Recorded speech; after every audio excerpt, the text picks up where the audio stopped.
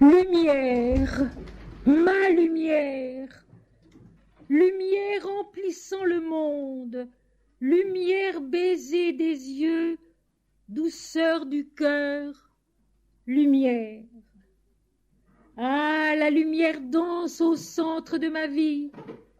Bien-aimé, mon amour retentit sous la frappe de la lumière. Les cieux s'ouvrent, le vent bondit, un rire a parcouru la terre. Sur l'océan de la lumière, mon bien-aimé, le papillon ouvre son aile. La crête des vagues de lumière brille de lys et de jasmin. La lumière, ô mon bien-aimé, brésille l'or sur les nuées. Elle éparpille à profusion les pierreries. Une jubilation s'étend de feuille en feuille. Ô mon amour, une aise sans mesure. Le fleuve du ciel a noyé ses rives. Tout le flot de joie est dehors. Ah, la lumière danse au centre de ma vie. Mon bien-aimé, mon amour retentit sous la frappe de la lumière. Les cieux s'ouvrent, le vent bondit, un rire a parcouru la terre. Durant plus d'un jour de paresse, j'ai pleuré sur le temps perdu. Pourtant, il n'est jamais perdu, mon Seigneur. Tu as pris dans tes mains chaque petit moment de ma vie. Caché au cœur des choses, tu nourris jusqu'à la germination la semence, jusqu'à l'épanouissement le bouton, et la fleur mûrissante jusqu'à l'abondance du fruit. J'étais là, sommeillant sur mon lit de paresse, et je m'imaginais que tout ouvrage avait cessé. Je m'éveillais dans le matin et trouvais mon jardin plein de merveilles et de fleurs.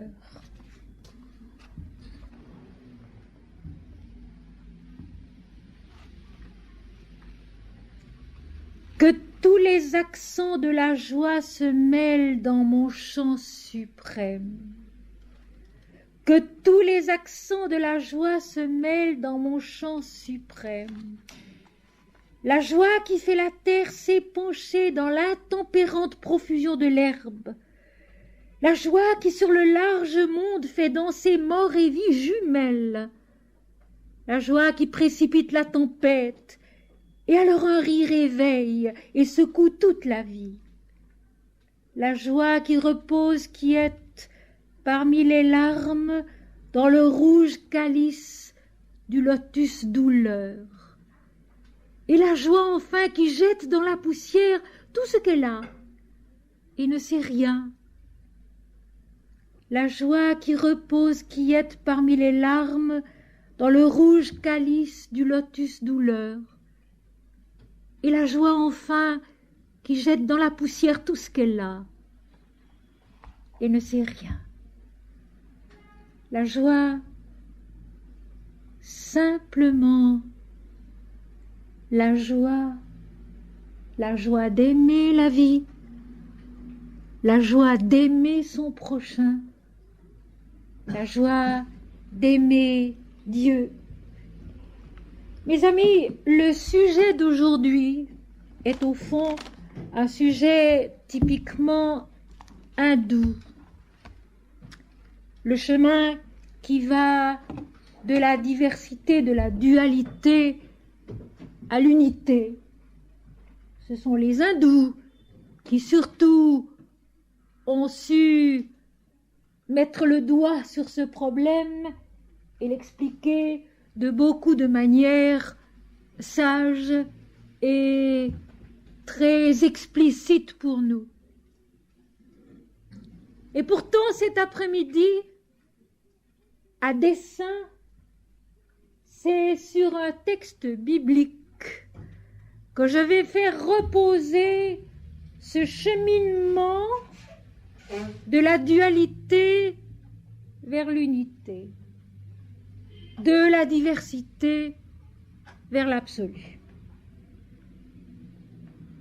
L'Occident n'a pas perçu, semble-t-il, jusqu'ici, d'une façon très claire, d'une façon décisive, à part bien sûr les grands mystiques, que notre problème, c'est de nous débattre à l'intérieur de nous-mêmes comme dans la vie du monde, avec les apparences diverses, avec les opposés, avec tout ce qui semble irréconciliable en nous-mêmes comme autour de nous-mêmes et aussi dans la vie spirituelle, dans la vie religieuse, à tel point que nous ne savons même plus ce que veut dire vraiment une religion. Pour nous, de façon générale, la religion, c'est un ensemble de credos, de dogmes à admettre, auxquels on n'ose pas toucher, et qui sont une sorte de construction limitative, exclusive, en dehors de laquelle il n'y a pas de salut, il n'y a pas de vérité, il n'y a pas de bonheur. Or, la religion, ce n'est pas du tout cela. La religion, c'est un chemin qui, comme le mot l'indique, relie.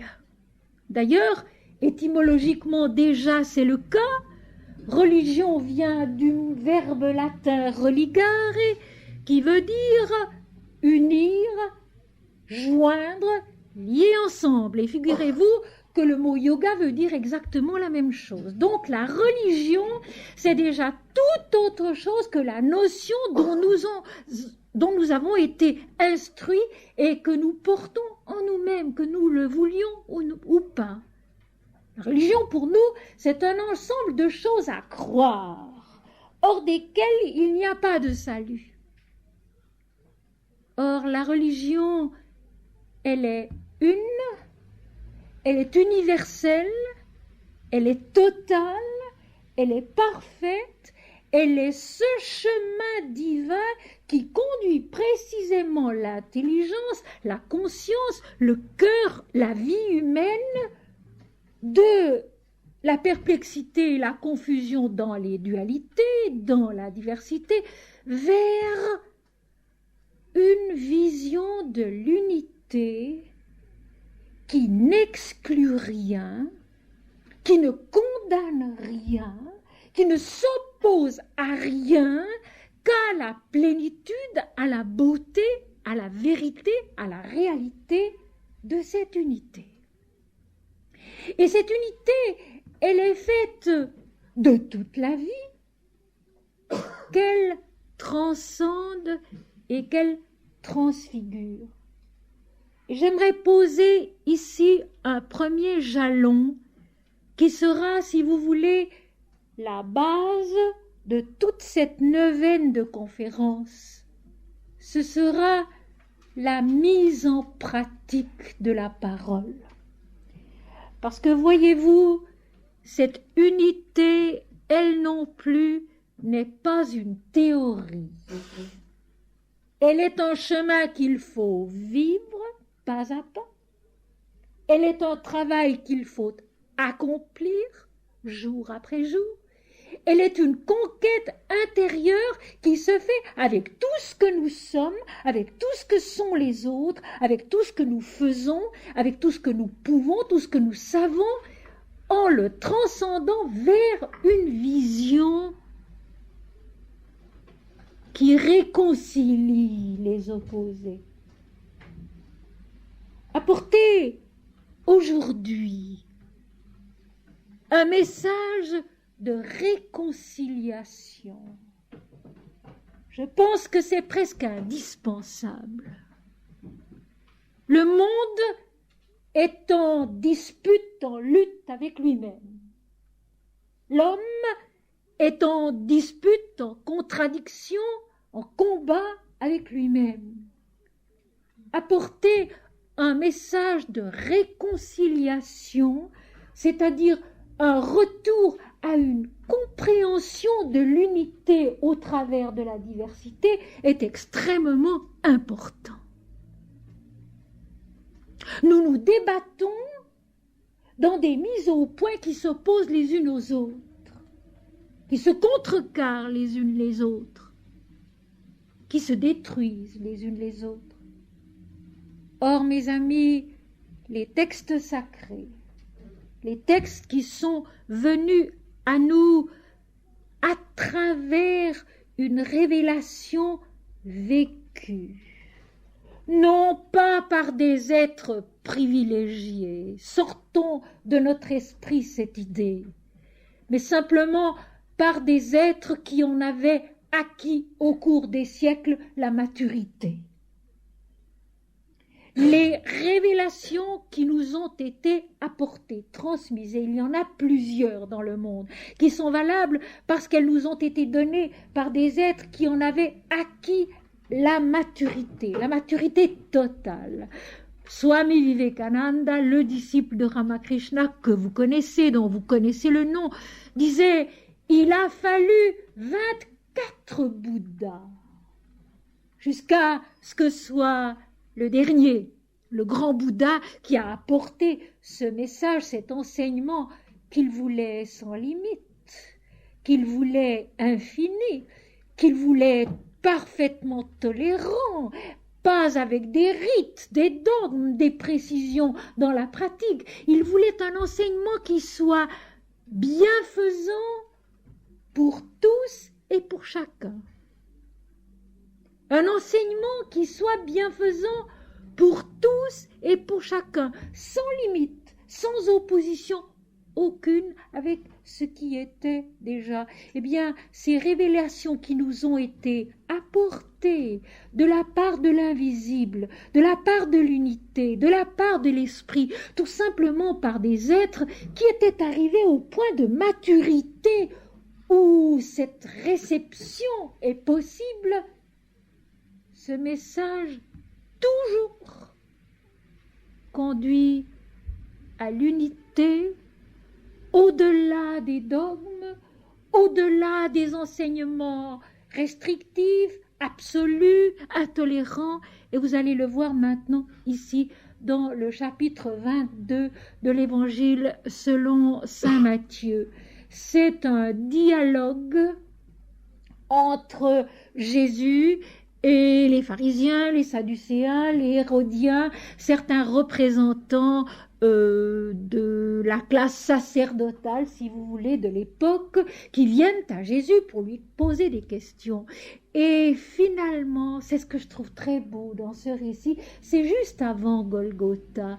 C'est peut-être un premier échelon de cette mort à soi, de cette mort à l'apparence, pour que renaisse en l'homme la vision de sa plénitude qui est l'esprit et qui est Dieu. C'est juste avant Golgotha, Golgotha qui est le triomphe de l'esprit dans l'incarnation. Golgotha, le lieu du crâne, le 7e plan de la conscience qui s'accomplit, qui se consomme, la parole est du Christ lui-même, dans la plénitude de Dieu. Eh bien, ce 22e chapitre de l'Évangile selon saint Matthieu, c'est un dialogue qui va se terminer, mes amis, et je trouve que c'est très beau, par le silence du mental qui n'ose plus, qui ne peut plus poser de questions. Et ceci est extrêmement significatif du chemin que nous avons à vivre, chacun de nous pour notre part, au plan où nous sommes, avec ce que nous savons, avec ce que nous ignorons, peu importe, se mettre en route et progresser, et notre récit d'aujourd'hui va être une de ces progressions de la dualité vers l'unité, dominée par le verbe de vérité de Jésus qui, lui, ne parle que du haut de l'unité. Il ne peut pas faire autrement puisqu'il est lui-même l'unité. Et il le dira à la fin du chapitre. Nous allons donc nous pencher sur le chapitre 22 de l'Évangile selon saint Matthieu à partir du verset 15. Et je répète, c'est à dessein et avec plaisir que je vous apporte un texte des évangiles pour expliquer au fond un point de vue yogique, ce qui montre que tout est dans la Bible et que si on apprend à la lire selon l'esprit et que si on sait l'interroger avec son cœur, avec son esprit, elle nous apporte tout l'enseignement des sages de l'Inde, tout aussi clairement et merveilleusement. Les pharisiens allèrent se consulter sur les moyens de surprendre Jésus par ses propres paroles. Ce qui est clair au début de ce verset, c'est que l'enseignement de Jésus dérange les pharisiens, les sadducéens, les scribes. Il parle autrement. Plutôt, il parle d'un autre point de vue, d'une autre vision intérieure. Il enseigne la loi et les prophètes, bien sûr, mais il leur donne une signification que les doctrinaires de l'époque avaient perdue. Jésus d'ailleurs le dira au chapitre 23, « Vous vous asseyez sur la chaise de Moïse, mais vous ne mettez pas sa loi en pratique. » Il s'est passé là ce qui se passe toujours. Moïse avait reçu les lois au sommet du mont Sinaï, dans l'extase de 40 jours et 40 nuits, où il était face à face avec l'Éternel, dans le tonnerre et les éclairs de l'Esprit. Il avait rapporté une conception de l'unité, l'alliance de l'Éternel avec son peuple. Il avait rapporté les tables de la loi écrites de l'un et l'autre côté du doigt de Dieu, c'est-à-dire l'homme lui-même, créé par Dieu dans sa substance même, dans son corps lui-même, avec toutes les règles de vie qui en découlent. Ce soir, j'aurai l'occasion à Melun de parler de la sadhana, de la discipline spirituelle. Cette vision de l'unité, cette révélation de l'unité, elle nous donne, elle nous apporte un moyen d'y naître, un moyen de grandir en elle. Non pas des règles tyranniques, mais un cheminement harmonieux, équilibré, heureux, total, qui nous permet, tout en vivant sur la terre, de naître à la vision de l'esprit. Les lois de Moïse, c'est cela. L'évangile, c'est cela. Le yoga de l'Inde, c'est cela. La discipline de la sadhana, c'est cela. Le tapasya, les exercices d'austérité, c'est cela. C'est un moyen de grandir vers l'unité. Et je voudrais juste ici redire quelque chose que j'ai l'occasion de dire souvent ces derniers temps, à cause bien sûr des événements de la terre qui nous troublent et nous peinent tous. Pourquoi? Pourquoi? Toutes ces horreurs, toutes ces erreurs, toutes ces abominations, toutes ces injustices. Pourquoi les génocides? Pourquoi la terreur? Eh bien, malheureusement, mes amis, la réponse, elle est toute simple et toute claire. Il est très facile de descendre. Il est beaucoup plus difficile de monter. Et si l'homme se laisse descendre, cela va vite. Et plus on descend, plus on sombre, dans la grossièreté, dans la violence, dans la terreur, dans l'abomination, dans l'injustice, dans l'égoïsme, dans l'orgueil, dans le désir de puissance. Et pour en remonter ensuite, c'est difficile. L'ascension est plus pénible, est plus difficile, et il faut en payer le prix. Pour descendre en apparence, cela ne coûte pas grand-chose, et finalement, ça coûte la vie. Mais pour monter pas à pas, c'est difficile.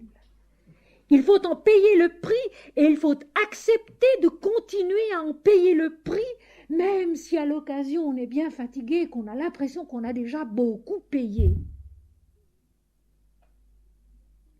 Accepter de monter.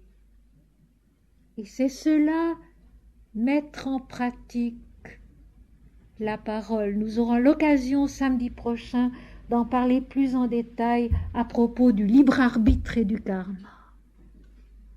Ici donc, les pharisiens se consultent. Les pharisiens, mes amis, comme toujours dans la Bible, pour moi d'ailleurs, mais pas forcément pour d'autres enseignants, ce ne sont pas des personnages que l'on montre du doigt. Les pharisiens, comme tous les personnages de la Bible, sont des éléments de nous-mêmes. Les pharisiens sont en nous. Ils sont cette intelligence mentale très attachée à ce qu'elle sait, à ce qu'elle croit être juste, à ce qu'elle défend et à ce qu'elle oppose souvent aux autres en estimant que c'est elle qui a la vérité et pas les autres. Les pharisiens, c'est notre mental dualiste. Ce sont nos connaissances intellectuelles qui ne sont pas mauvaises en soi. Si on accepte de les remettre toujours en question sous le jet de la lumière de l'esprit. Et vous allez me dire comment? Eh bien, cela aussi c'est simple. Accepter de remettre en question ce qu'on sait, ce qu'on croit, tout simplement par la prière, tout simplement par l'oraison, tout simplement par le chant du nom de Dieu. Mon Seigneur et mon Dieu, notre Père qui es aux cieux, Om Shri Ram, Jai Ram, Jai Jai Ram, Shri Shri Ma, Jai Ma, Jai Jai Ma. Acceptez de grandir avec cette manne céleste, avec cette nourriture spirituelle qu'est le nom de Dieu en nous et qui remet nos connaissances en question, qui nous fait nous dire intérieurement, mais ce n'était peut-être pas comme cela. C'est peut-être un peu différent. Essayons de comprendre mieux, essayons de voir mieux, essayons d'être plus vastes, plus larges, plus généreux, plus aimants. Le mental se consulte parce qu'il voudrait tendre un piège à Jésus et le prendre en défaut dans ses propres paroles, parce que le mental pense naïvement, avec ignorance, que les paroles d'un Jésus sont sur le même plan que les langages des pharisiens, que le langage du mental. Or, Jésus parle du haut de la vérité. Jésus parle du haut de l'unité. On dit que dans l'Inde, une Mananda Mahi, par exemple, ne répond jamais à une question qu'on lui pose si elle n'éprouve pas au fond d'elle-même ce tressaillement par lequel elle sait que ce n'est pas elle qui va répondre, mais Dieu en elle. Eh bien, Jésus parlait de cette manière. Il est aussi souvent question dans les Écritures que Jésus tressaillait en esprit, que Jésus était ravi en esprit. Jésus parle et ses paroles sont Dieu, et ses paroles sont la vérité, et ses paroles sont l'amour, et ses paroles sont la réconciliation, sont la remise en place de chaque chose telle qu'elle est juste dans l'harmonie du tout. Dans nos propres vies, nous savons bien qu'il y a des moments ou des périodes où nous sentons que tout est en place, que tout est bien, que tout est juste, que les questions tombent, que les réponses viennent même sans être formulées dans notre intelligence mentale et que nous avançons dans une sorte de croissance, dans une sorte de progression que nous ne pouvons pas qualifier, mais qui est la progression de l'Esprit de Dieu en nous. Nous savons tout aussi bien qu'il y a d'autres périodes où c'est le contraire, où rien n'a l'air à sa place, où rien n'a l'air en harmonie, où rien n'a l'air confortable, et où nous ne savons pas comment nous allons, où nous allons, ni ce que nous devons faire et devenir.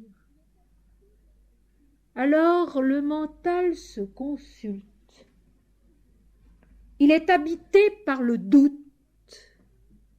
Et parce qu'il est habité par le doute, il va chercher à piéger le langage de l'esprit qui, du fond de nous-mêmes, parle de l'unité. Mes amis, croire en Dieu, croire en l'esprit, croire en la vérité, croire en l'harmonie, en la plénitude, quand tout va bien, ce n'est pas très difficile. Mais y croire et vouloir continuer d'y croire et vouloir continuer à le chanter quand tout va mal, c'est cela qui nous fortifie. C'est cela qui nous enfante à l'unité. C'est cela qui nous aide à comprendre les Écritures, qu'elles soient védiques, védantiques, islamiques ou évangéliques. C'est quand tout va mal qu'il faut chanter Dieu et ne pas douter, pour que ce chant et cette foi deviennent une force. Mais ici, notre mental, les pharisiens, se consultent dans leurs doutes et espèrent trouver Jésus en défaut dans ses propres paroles. Parce que dans son orgueil et dans son égoïsme, le mental croit qu'il a raison et que quand Jésus parle, c'est sur le même plan. Alors que quand Jésus parle, c'est de beaucoup plus loin et de beaucoup plus haut, dans la vérité de l'esprit, dans l'unité de l'infini, de l'absolu, qui nous habite tous. Mais nous l'oublions. Ainsi donc, ils se consultent, ils ont même des ruses, ils cherchent des moyens pour surprendre Jésus par ses propres paroles. Ils envoyèrent auprès de lui leurs disciples, donc les disciples des pharisiens, avec les Hérodiens, qui étaient des pharisiens ayant pris le parti d'Hérode, qui était le représentant de Rome à Israël en ce temps-là, qui dirent « Maître, nous savons que tu es vrai, et que tu enseignes la voie de Dieu selon la vérité, sans t'inquiéter de personne, car tu ne regardes pas à l'apparence des hommes. » Et je trouve ce petit passage absolument merveilleux. Nous allons donc nous y arrêter un peu, parce qu'il y a là-dedans une subtilité qui nous découvre la ruse du mental et aussi à quel point en réalité la vérité nous habite. À quel point en réalité la vérité nous habite. Mais nous aimons bien mettre un voile sur elle. Et nous aimons bien en faire un mensonge. Et c'est exactement ce qui se passe ici. Et c'est précieux parce que c'est nous-mêmes. Ce ne sont pas les pharisiens, ces méchants pharisiens du temps de Jésus qui l'ont mis à mort, parce que personne n'a mis à mort Jésus, c'est lui-même. Il le dit d'ailleurs. Personne ne me prend ma vie, mais je la donne. Donc personne n'a mis à mort Jésus. Si lui ne l'avait pas voulu, ça ne se serait pas fait. La vérité nous habite, mais nous aimons bien mettre un voile dessus. Nous aimons bien en faire un mensonge, parce que ça flatte notre moi individuel qui veut toujours prendre la première place, alors que son seul rôle, c'est de servir Dieu pour la gloire de tous, pour la gloire de Dieu en tous, mais pas pour nous-mêmes. Donc, les pharisiens, le mental, envoient auprès de Jésus ses disciples, avec les Hérodiens, les partisans politiques, c'est toujours habile, parce que si Jésus répond d'une certaine façon, ça n'a aucune importance pour lui. Mais ça peut avoir une importance politique et faire de lui un révolté politique. Le jeu est habile, mais avec l'esprit d'unité, l'esprit de vérité. Aucun jeu n'est habile, aucun jeu ne gagne la partie. Mais écoutons bien, maître, nous savons que tu es vrai, et que tu enseignes la voie de Dieu selon la vérité, sans t'inquiéter de personne, car tu ne regardes pas à l'apparence des hommes. Nous savons que tu es vrai. Nous savons que tu es au-delà des dualités. Nous savons que la réputation dans le monde t'est parfaitement égale. Nous savons que ton destin ici-bas ne t'importe pas du tout, parce que tu ne regardes pas à l'apparence, mais tu regardes au cœur. Rien n'est plus juste, rien n'est plus vrai.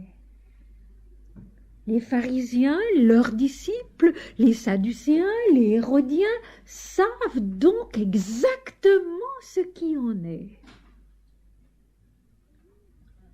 Mais au lieu de s'en réjouir, au lieu de recevoir cet enseignement, cette présence, parce qu'enfin, Jésus, c'était quand même Dieu sur la terre, non?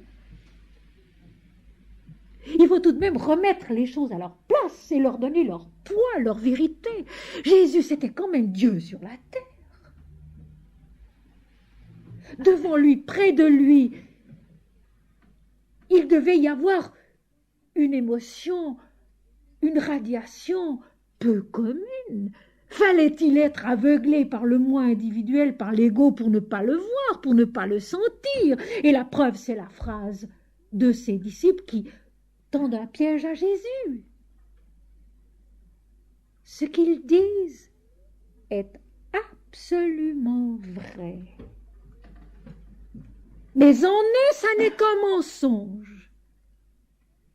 En eux, ça n'est qu'un jeu. Ils disent une chose vraie qui pour eux n'est qu'un mensonge, malheureusement. Au lieu d'être la joie, au lieu d'être la grâce de ce que Jésus est, de ce que Jésus apporte, de ce que sont ses paroles. Il dit vrai, il enseigne la vérité pour la vérité. Son propre destin sur la terre lui est totalement égal, il sait ce qu'il est venu faire et pourquoi. Et voici la question suivante. Dis-nous donc ce qu'il t'en semble. Est-il permis ou non de payer le tribut à César? Question double. Si Jésus dit non, ça n'a aucune importance pour lui. Mais c'est dangereux du point de vue politique. Si Jésus dit oui, nos gens vont repartir bredouilles, c'est ce qui se passera. Et Jésus ne dira ni oui ni non. Il fera exactement comme fait Ananda Mayi de nos jours. Elle ne dit ni oui ni non. Elle ne dit pas vous devez faire ceci et cela est faux. Elle apporte le témoignage de Dieu et de Dieu seul. Et Jésus, merveilleusement, va répondre matière et va remettre en place tous les éléments de la vie sans en supprimer aucun, parce que tous sont en Dieu et César et son denier est en Dieu lui aussi. C'est ça le langage de la vérité. C'est ça le langage de l'unité, c'est ça le langage de l'esprit, qui ne divise jamais rien, mais qui ramène tout à Dieu et à la volonté de Dieu. Parce que c'est la seule chose qui importe. Quelqu'un m'a écrit un jour très joliment, « Oui, vous renvoyez tout le monde à Dieu et vous ne voulez que ce que Dieu veut. » C'est la seule attitude juste. C'est la seule attitude juste. Et Jésus fait ici exactement la même chose. Dis-nous donc ce qu'il t'ensemble. Tu es vrai, tu ne regardes pas à l'apparence. Et au lieu de s'en réjouir, je dirais plutôt de se nourrir de cette parole. Il y a, vous le savez parce que j'en ai parlé ici, un passage de l'Apocalypse, je crois que c'est dans le chapitre 7, l'ange présente un petit livre à Jean à Patmos et il lui dit « avale ». Avale. Ne le lis pas, avale. Il sera doux dans ta bouche mais amer dans tes entrailles, c'est-à-dire qu'il y a toujours un renoncement à l'ego à faire qui n'est pas facile et qui nous est amer. Eh bien ici aussi les paroles de Jésus, il suffisait de s'en nourrir. Ce que les disciples des pharisiens ont dit là était la vérité, il fallait s'en nourrir et se laisser grandir, progresser par ces paroles. Mais non, on va employer cela pour essayer de tendre un piège à Jésus. Que t'en semble? Est-il permis ou non de payer sa dîme à César? Nous sommes Israël, les élus de Dieu, les enfants de l'Éternel, et nous devons payer une dîme à César. Est-ce juste ou non? Et je répète, si Jésus dit non, ça n'a aucune importance pour lui, mais c'est dangereux politiquement dans l'esprit de ceux qui posent la question. Et s'il dit oui, il va remettre toute chose à sa place. Et voici comment il s'y prend. Jésus, connaissant leur méchanceté, répondit « Pourquoi me tentez-vous, hypocrite ?» Encore une parole merveilleuse à bien comprendre. Quand Jésus parle de méchanceté, quand Jésus parle de méchant, il pense à une seule chose, l'oubli de Dieu. Ceux à qui il s'adresse, les plans de notre conscience et de notre vie auxquels il s'adresse, sont ces plans qui oublient Dieu. La seule méchanceté, c'est cela. Le seul mal, c'est cela, d'où tous les autres maux découlent. Oubliez Dieu. Oubliez que tout est un, que tout est Dieu, que tout vient de lui, que tout grandit en lui, que tout s'accomplit, se consomme en lui. Jésus, sachant qu'il ne l'interroge pas du tout pour grandir en Dieu, mais pour s'amuser à créer de la dispute sur la terre. Est-ce que vous n'avez pas souvent l'impression que c'est ça que nous faisons? S'amuser à créer des disputes sur la terre. Là, vraiment, nous ne perdons aucune occasion. Au lieu de nous efforcer de créer l'harmonie que nous portons en nous, de créer l'unité, la lumière, la joie que nous portons en nous. Jésus, connaissant leur méchanceté, sachant très bien que leur question n'est qu'un mensonge et qu'il ne se soucie nullement de Dieu en lui posant cette question, mais de même de leur orgueil, de leur ignorance, de leur ridicule, j'allais même dire. Parce qu'enfin, encore une fois, Jésus sur la terre, ça n'était pas n'importe qui. Jésus sur la terre, ça n'était pas n'importe qui. C'était une présence intense, totale de Dieu. C'était la parole de vérité. À cela tout de même, il faut avoir une fameuse carapace pour ne pas le sentir, surtout quand on est pharisien, versé dans la connaissance de la loi de Moïse. Pourquoi me tentez-vous, hypocrite? Jésus tenté en lui, pour lui, non pas. Jésus, lui, ne risque rien. Il le dit ailleurs, tenter les élus s'il était possible. Or, il est Dieu. Par conséquent, l'hypocrisie, le mensonge ne peuvent rien sur lui, absolument rien. Mais Jésus peut être tenté en nous, parce que Jésus est en nous. La parole de vérité nous habite, elle est nous-mêmes, nous sommes faits d'elle, faits de la lumière, faits de l'Esprit divin. Mais nous tentons cet esprit d'unité en nous-mêmes, en lui tendant des pièges, en lui posant des questions qui sont mensongères. Alors, mes amis, le grand remède, et on ne le répétera jamais assez, c'est de chanter le nom de Dieu. Mon Seigneur et mon Dieu, mon Seigneur et mon Dieu, notre Père qui es aux cieux. À toutes nos questions que nous nous posons, à toutes nos perplexités dont nous souffrons, à toute la désharmonie qui peut y avoir en nous et dont nous souffrons beaucoup, il y a une réponse. Non pas moi, Seigneur, mais toi. Dieu, seul mon Dieu, et j'ai cessé d'être.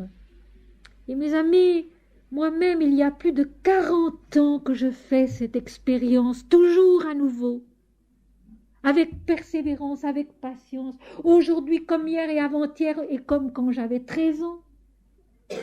Au lieu de discuter avec moi-même, au lieu de tendre des pièges, de tenter le Christ en moi, chanter son nom et s'oublier soi-même. Et cela devient très puissant. Il n'y a pas de difficulté qui résiste à ce chant. Il n'y a pas de souffrance qui résiste à ce chant. Il n'y a pas de problème qui ne trouve pas sa solution dans ce chant. Ceci, c'est vrai. Il n'y a qu'à essayer. Quand on a soif, donnez à boire au Seigneur, mon Seigneur et mon Dieu. Il n'y a qu'à essayer. Quand on a faim, donnez à manger notre prière au Seigneur. Il n'y a qu'à essayer. Quand on éprouve le besoin d'être aimé, d'être compris, essayez de comprendre et d'aimer le Seigneur. Il n'y a qu'à essayer. Mais pas essayer une fois, et puis se dire ça n'a pas marché. Mais essayez toujours, toujours, toujours à nouveau, et croire que la réponse vient. Pas comme nous aimerions, pas comme nous l'attendons, pas comme nous voudrions, mais comme Dieu sait. Et ça a beaucoup plus d'importance et beaucoup plus de valeur. La réponse vient comme Dieu sait. Et ceci a beaucoup plus d'importance et beaucoup de valeur, et vous allez voir comment Dieu sait et comment il répond. Il sait quand nos questions sont mensongères, hypocrites, qu'elles concernent au fond notre petit moi individuel et sa vanité, et non pas Dieu en nous, et non pas Dieu dans l'ego. Montrez-moi la monnaie avec laquelle on paye le tribut, et ils lui présentèrent un denier. Et il leur demanda de qui sont cette effigie et cette inscription. De César, lui répondirent-ils. Alors il leur dit, rendez donc à César ce qui est à César, et à Dieu ce qui est à Dieu. On croirait entendre Manandamayi. Rendez donc à César ce qui est à César, et à Dieu ce qui est à Dieu. À chaque plan de la conscience, ce qui lui revient, constituant ainsi l'harmonie de toute la vie, mais nous allons revenir un peu en arrière, reprendre chacune de ces paroles. Jésus répond matière. Et dans les textes sacrés, c'est toujours ainsi. Ce ne sont pas des digressions, ce ne sont pas des explications intellectuelles, ce sont des faits. Et nous verrons cela vendredi soir d'une façon magistrale, avec le chapitre 18 du livre des rois. Des faits. Des faits qui éclatent de l'esprit, qui révèlent l'esprit. Et ici, Jésus tout simplement répond matière, le plan de base. Parce qu'ici-bas, sur la terre, nous sommes d'abord une matière, quelque chose de concret. Un corps qui est Dieu, mais un corps tout de même, qui a besoin de son équilibre, qui a besoin de s'accomplir, de s'épanouir, de vivre, d'être. Jésus répond matière, et il demande qu'on lui montre un denier, la monnaie avec laquelle on paye César, et sur laquelle il y a l'effigie et le nom de César. Et très logiquement, il enchaîne, rendez donc à César ce qui est à César, mais il ajoute, et à Dieu ce qui est à Dieu. C'est-à-dire chaque chose à sa place, chaque plan dans sa valeur propre et particulière, qui est dominé par le fait que le tout finalement est offert à Dieu et à Dieu seul. Toute la vie est Dieu. César et son denier sont en Dieu, comme le reste, comme nous sommes en Dieu. Il ne faut pas l'oublier. Et voyez-vous comme nous sommes faits, nous avons tellement de peine à voir la totalité des problèmes que nous croyons toujours que pour servir Dieu, il faut supprimer autre chose. Mais non! La vie est faite comme elle est faite. Nous sommes faits par Dieu lui-même, c'est-à-dire par l'infini, par l'éternel, par la plénitude. Et tout ce qui vit en nous a droit à vivre et peut vivre et doit vivre en s'offrant au Seigneur. Et il y a le plan de la monnaie, le prix qu'on paye sur ce plan-là, parce qu'il y a toujours un prix à payer, je l'ai dit tout à l'heure. On ne monte pas sans en payer le prix. Et bien sur le plan matériel aussi, il y a un prix à payer, c'est la monnaie qui permet la vie des échanges sur la terre, et bien vécue, cette vie des échanges sur le plan matériel est aussi un bien, est aussi une justice, est aussi une richesse qu'il faut savoir bien utiliser. Mais rendez aussi à Dieu ce qui est à Dieu. Et dans la pensée de Jésus, rendre à Dieu ce qui est à Dieu, c'est certainement rendre mes paroles, les paroles du Christ, à Dieu d'où elles viennent. Jésus dit assez souvent au cours des évangiles, « Ma doctrine n'est pas de moi, je ne parle que ce que j'ai reçu de mon Père, je ne vous enseigne que ce que j'ai appris de mon Père, je ne fais que ce que je vois faire au Père. » Jésus le dit suffisamment souvent pour qu'on le sache. Ainsi, rendre à Dieu ce qui est à Dieu, c'est rendre les paroles du Christ à l'esprit d'unité, à la vérité de l'Éternel, à la loi juste de la vie. Et ceci, nous ne le faisons pas toujours, nous non plus. Quand on explique les Écritures saintes uniquement d'un point de vue historique, ethnologique, géographique, on s'éloigne d'autant de la vérité de la parole et de son origine qui est Dieu. La parole de Jésus ici est importante. Rendre à Dieu ce qui est à Dieu, c'est-à-dire rendre la parole de vérité, la parole de l'Évangile, la rendre à Dieu, l'offrir à Dieu, la vivre en Dieu, l'accomplir en Dieu. Et nous la ramenons toujours à l'homme. De Jésus, nous avons fait un homme. Les Écritures, nous avons fait un texte mental.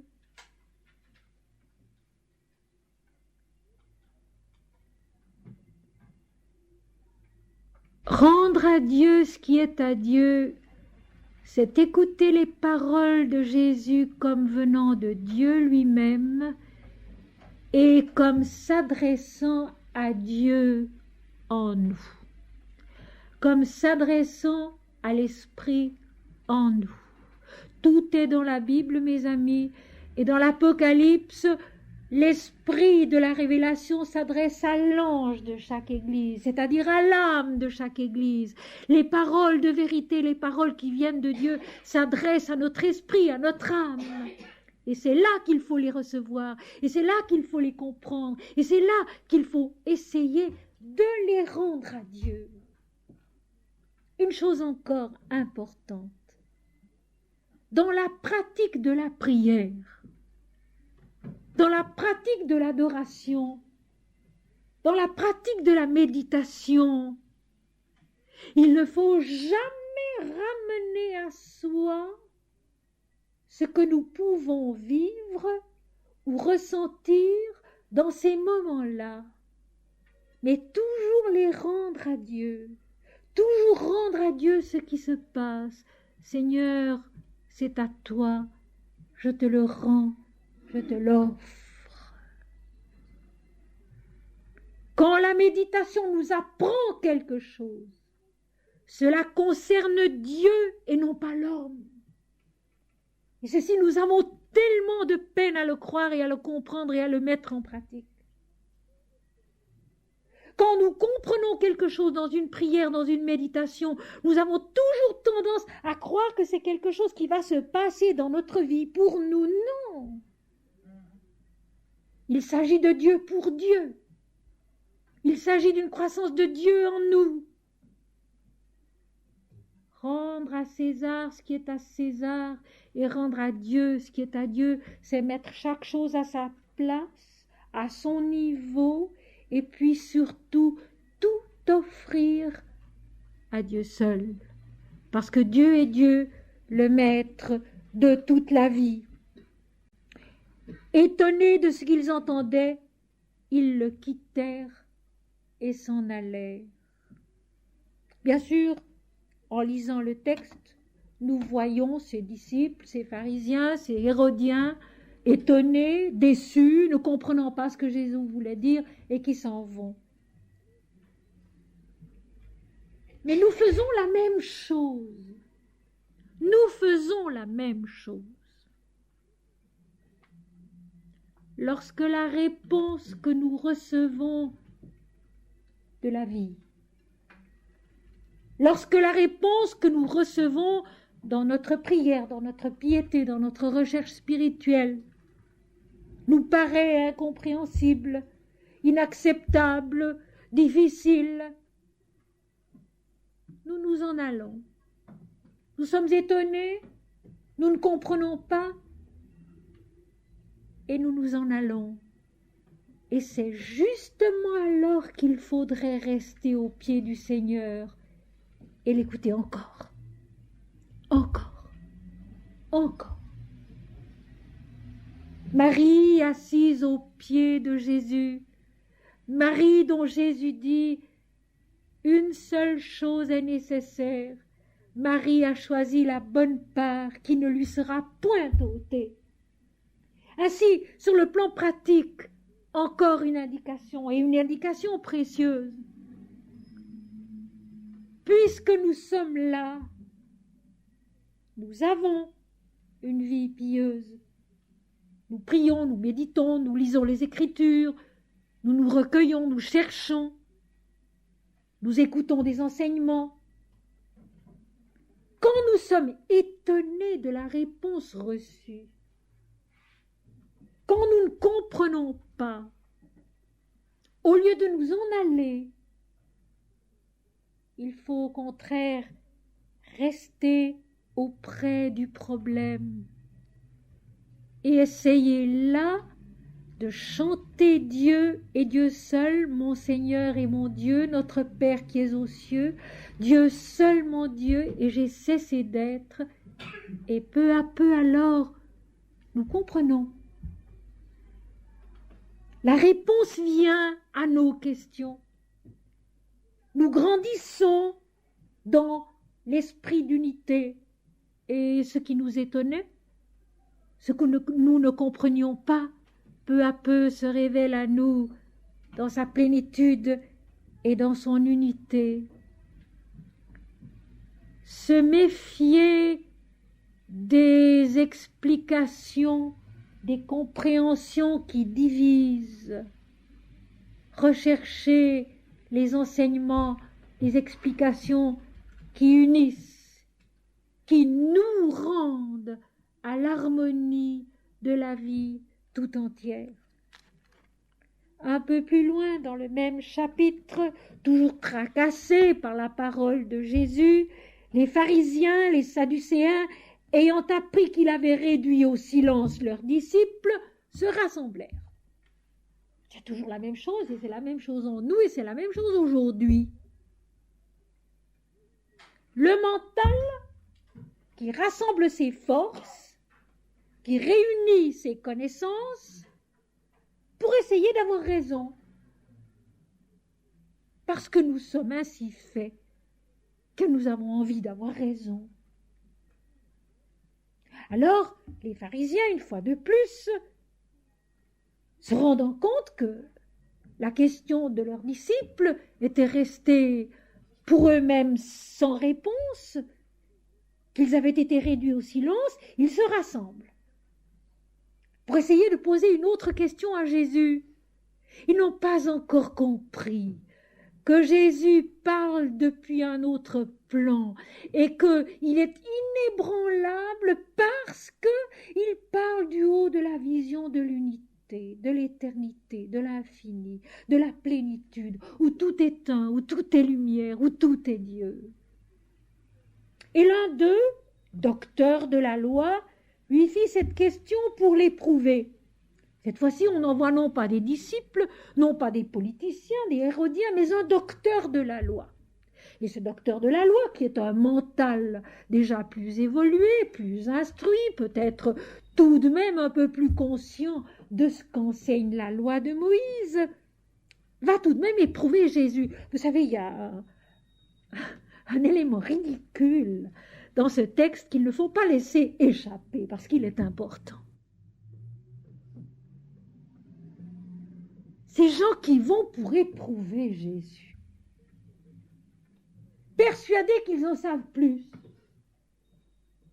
persuadés qu'ils savent mieux, ils vont lui tendre des pièges. Mais vous savez, c'est toujours vrai. On m'avait raconté autrefois que lorsque Mahananda Mahi était jeune en Inde, elle avait entre 30 et 40 ans, et elle était encore totalement inconnue. Mais on commençait à raconter un peu d'elle des choses qui surprenaient et qui paraissaient tout de même avoir une certaine valeur. Alors, un groupe de brahmanes, pharisiens, les sadducéens de notre époque, et qui sont en nous, je le répète, nous aurions pu être l'un d'entre eux, sont allés pour lui poser des cols. Pendant toute une journée, on lui a posé toutes sortes de questions.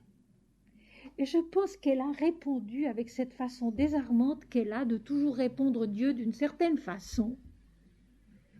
Si bien qu'à la fin de la journée, les brahmanes s'en sont retournés en hochant la tête et en disant « Oui, nous croyons qu'en effet, elle est authentique. » Mais vous voyez que les démarches sont un peu pareilles.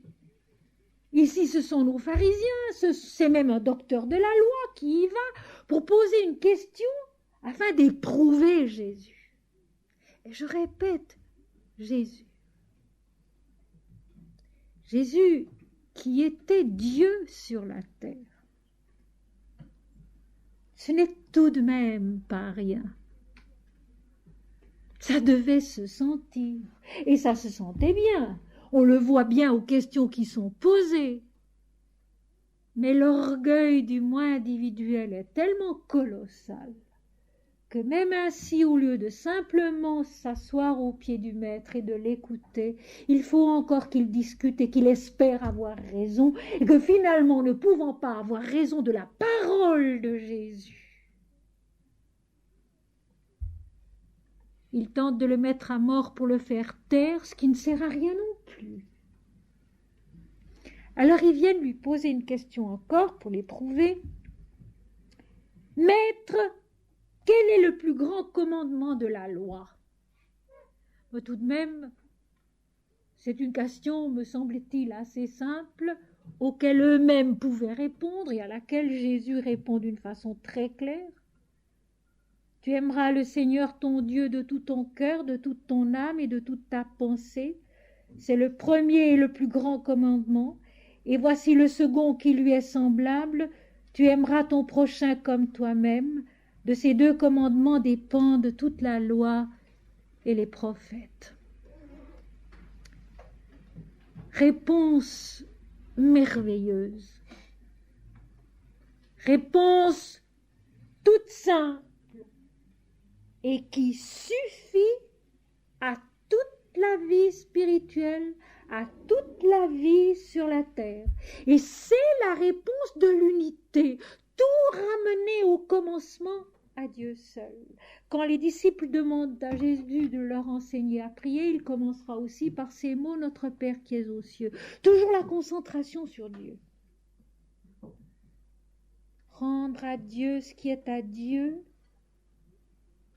c'est-à-dire toute la vie, tout ce que nous sommes, tout ce que nous possédons, tout ce que nous aimons, tout ce que nous croyons savoir, tout ce que nous croyons connaître, le donner à Dieu pas à pas pour qu'il en fasse ce qu'il veut.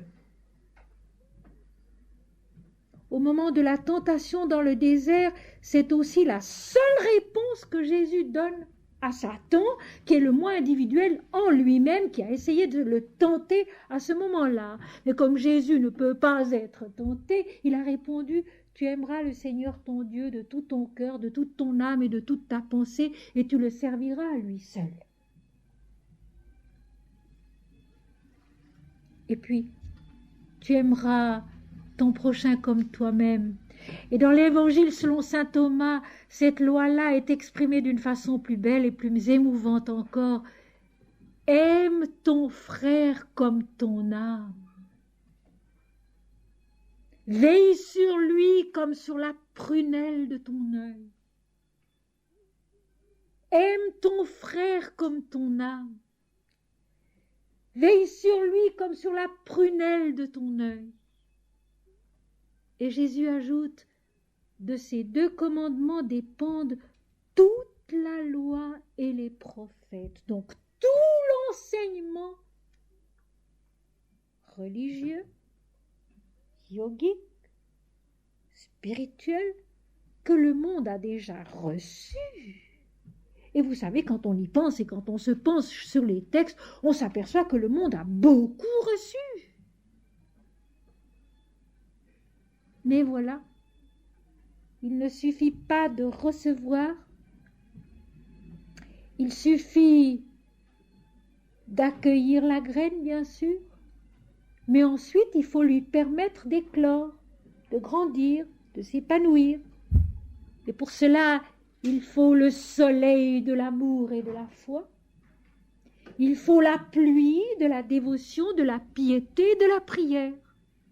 Et c'est tout, mes amis. On pourrait n'avoir que ces 2 phrases, mais les mettre en pratique, l'avancement est certain, la réalisation est certaine, la naissance à l'unité est inévitable. Quel est le premier commandement? Eh bien oui, tu aimeras le Seigneur ton Dieu de tout ton cœur, de toute ton âme et de toute ta pensée, et tu le serviras lui seul. Servir. Vous savez, mes amis, la sadhana, la discipline spirituelle, tapas, l'austérité, ça n'est que ça. Le service de Dieu et des hommes. Servir. Servir en chantant le nom du Seigneur. Servir en aimant le Seigneur en tous et en chacun, et en soi-même d'abord. Quelqu'un disait, c'était Pestalozzi, l'instituteur, le pédagogue suisse du XVIIIe siècle, il faut par tous les moyens essayer d'ennoblir l'homme. Aujourd'hui, on fait le contraire. On avilit l'homme de toutes les façons possibles et imaginables. On le fait descendre. On le ramène à ce qu'il n'est pas. Parce que l'homme est fils de Dieu. Et de l'oublier, c'est notre perte. Aimer, servir Dieu et les hommes. Et cela suffit. De ces 2 commandements dépendent toute la loi et les prophètes. Les prophètes qui sont ceux qui parlent au nom de Dieu et non pas qui annoncent l'avenir. Le prophète, c'est celui qui parle pour, devant Dieu. Prophémie, parler devant, pour. La loi et les prophètes. Tout cet enseignement que les siècles ont légué aux hommes se ramène à cette seule chose, obéir à Dieu seul. Ne pas obéir à nos craintes, ne pas obéir à nos colères, ne pas obéir à nos mensonges, ne pas obéir à nos ambitions personnelles, ne pas obéir à quoi que ce soit d'autre qu'à Dieu. Dieu seul, mon Dieu, et j'ai cessé d'être, non pas moi, Seigneur, mais toi. Se nourrir de paroles comme celle-là, et voyez-vous, n'importe qui, si chargé qu'il soit dans la vie, peut se réveiller le matin en se répétant les 2 premiers commandements. Tu aimeras le Seigneur ton Dieu de tout ton cœur, de toute ton âme et de toute ta pensée, et tu le serviras lui seul, et tu aimeras ton prochain comme toi-même.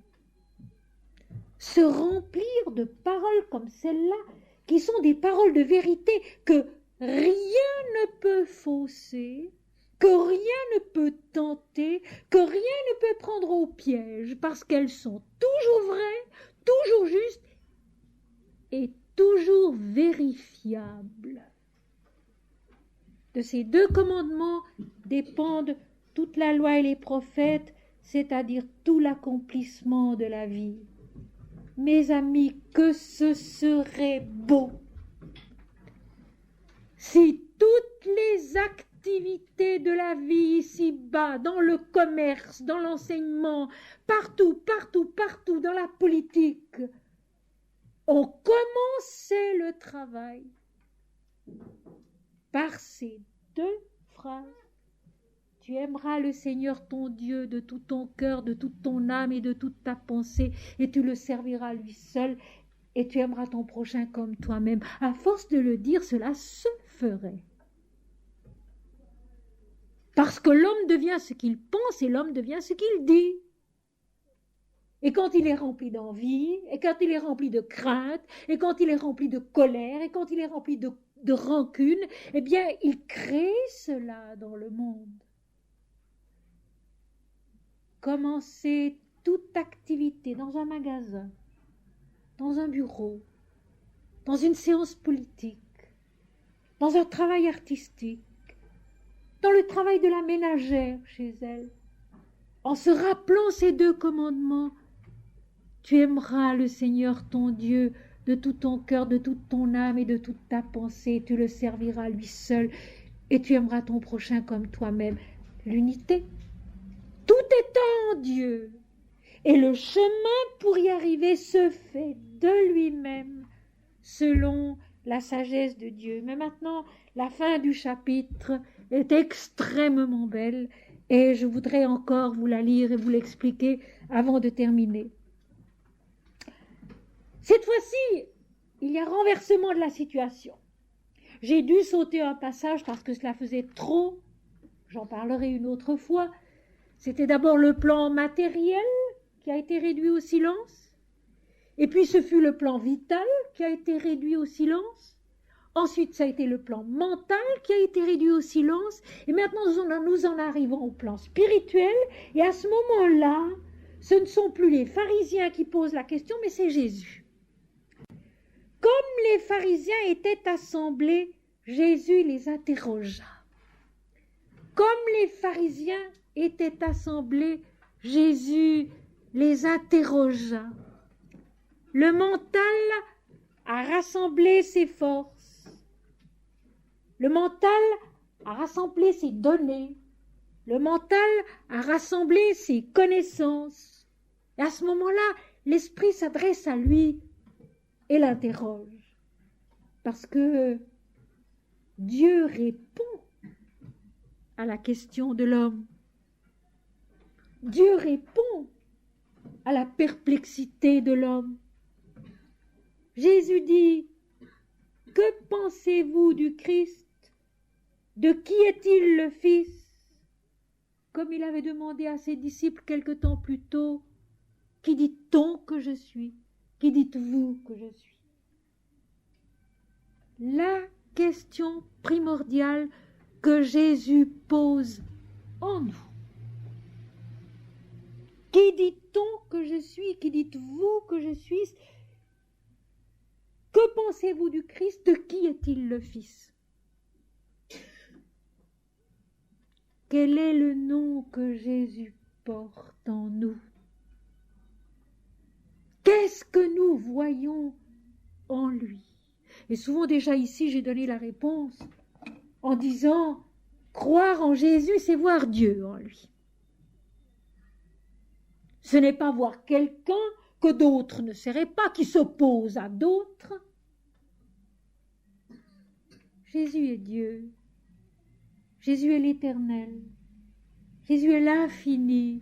Cet avatar, celui qui descend et dont Ramakrishna, qui savait ce qu'il disait, a affirmé l'avatar, le Fils, celui qui descend, est un seul et toujours le même sous tous les noms que Dieu se donne ici-bas pour se faire connaître et pour se faire aimer. Voilà une phrase de l'unité qui est parfaite. Que pensez-vous du Christ? De qui est-il le Fils? C'est Jésus qui demande. Après toutes ces questions un peu stupides qu'on lui a posées et auxquelles il a répondu d'une façon parfaitement claire, en mettant toutes choses à sa place, en aidant l'homme à grandir, à s'orienter dans la bonne direction. C'est lui maintenant qui demande, c'est l'esprit maintenant, l'esprit de l'unité qui demande à la dualité. Que pensez-vous du Christ? De qui est-il le Fils?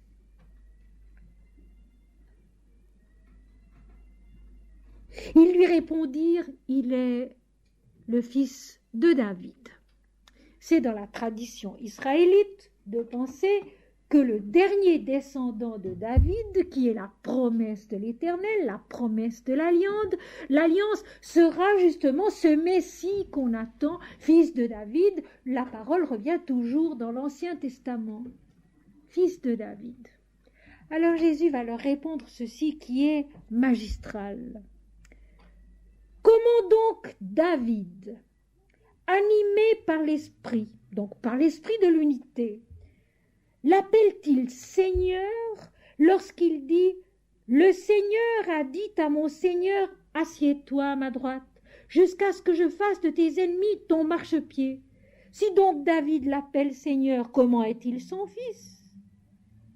Nul ne put lui répondre un mot, et depuis ce jour-là, personne n'osa plus lui proposer de questions.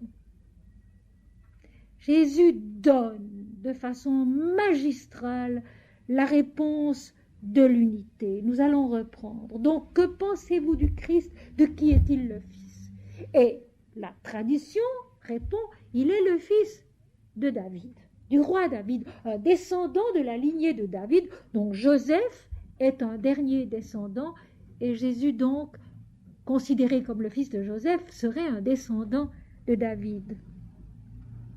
Mais Jésus n'est pas seulement le Fils de Dieu, il est Dieu lui-même.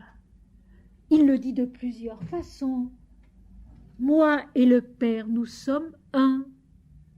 En vérité, je vous le dis, avant qu'Abraham fût, je suis. Seigneur, tu m'as aimé avant la formation du monde, avant la fondation du monde. Jésus fait comprendre de toutes sortes de façons qu'il est Dieu lui-même avant la création, un avec le Père, un avec l'absolu. Alors Jésus leur pose la question sur le plan mental. Comment donc David, animé par l'Esprit, donc inspiré par l'Esprit, vous voyez donc que Jésus l'admet, cette parole de vérité que l'homme reçoit, que le richi reçoit, le richi qui veut dire celui qui a vu le vrai. Jésus l'admet, il admet qu'ici David parle au nom de l'Esprit, inspiré par l'Esprit, comme il dira à l'apôtre Pierre dans le chapitre 16 de l'Évangile selon saint Matthieu, quand Pierre lui dit « Tu es le Christ, le Fils du Dieu vivant », Jésus lui répond « Tu es heureux, Simon, fils de Jonas, car ce ne sont pas la chair et le sang qui t'ont révélé cela, mais c'est mon Père qui est dans les cieux. » Donc Jésus admet qu'un homme puisse à un moment donné être inspiré par l'Esprit, inspiré par l'unité et parler au nom de cette unité. Comment donc David, animé par l'Esprit, l'appelle-t-il Seigneur lorsqu'il dit « Le Seigneur dit à mon Seigneur ». Ils sont tous les deux le Seigneur. Ils sont tous les deux le Seigneur. Dieu et Dieu seul, divisé seulement dans l'apparence. Le Seigneur dit à mon Seigneur, assieds-toi à ma droite.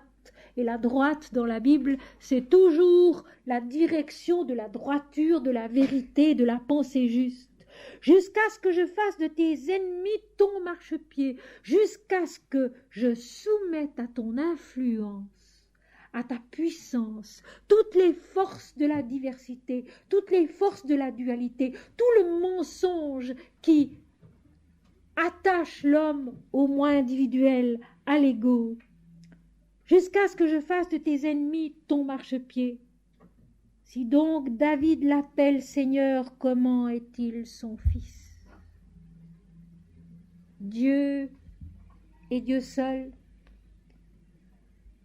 Dieu est sa puissance révélatrice, créatrice, qui s'appelle le Fils, l'élu, le Christ, ou bien la Mère divine dans l'Inde, créateur de l'univers entier, substance de l'univers entier et de l'humanité entière, sans division aucune.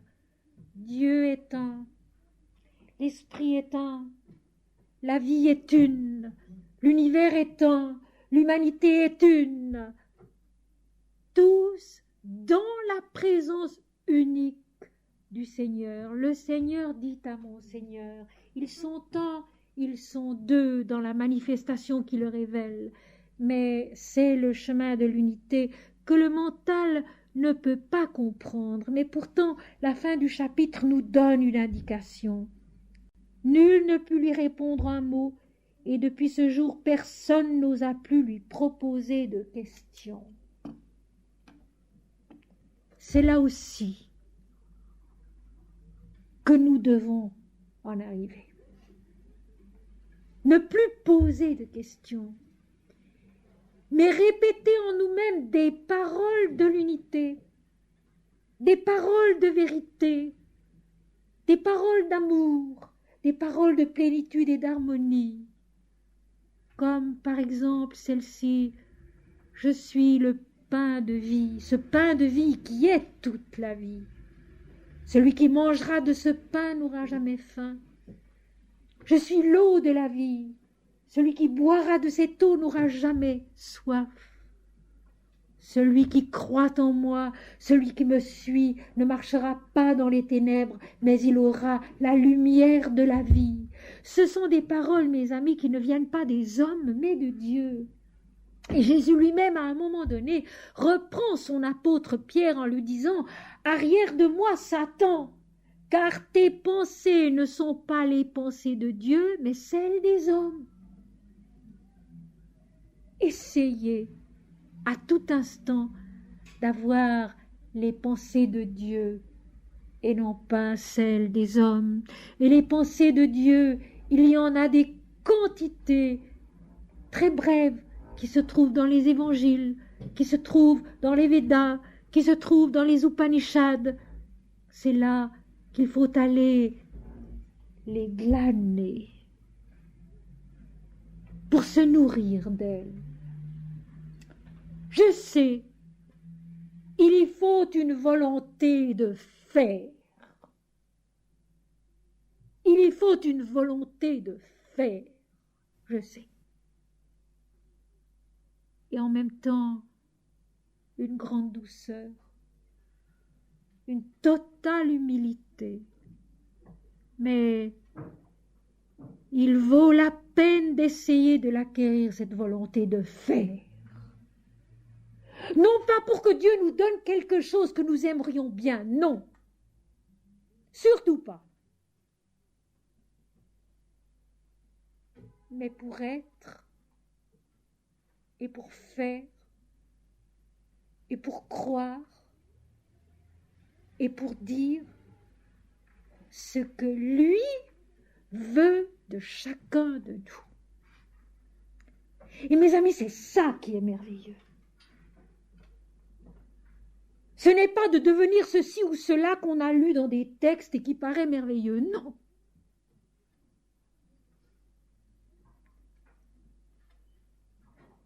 C'est de chanter son nom, c'est de s'efforcer, de progresser, de grandir,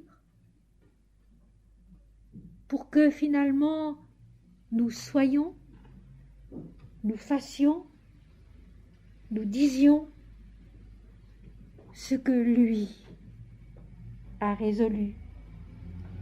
C'est ma dernière parole aujourd'hui. Ce sera le thème de toute cette neuvaine et ce sera ma dernière parole dimanche soir le 16 chez Madame Langevin. Que ta volonté soit faite, Seigneur, et non la mienne. C'est cela le chemin de l'unité. C'est cela la réalisation de l'unité en nous. La volonté de Dieu qui est notre bonheur, qui est notre paix, qui est notre joie, qui est notre réalité.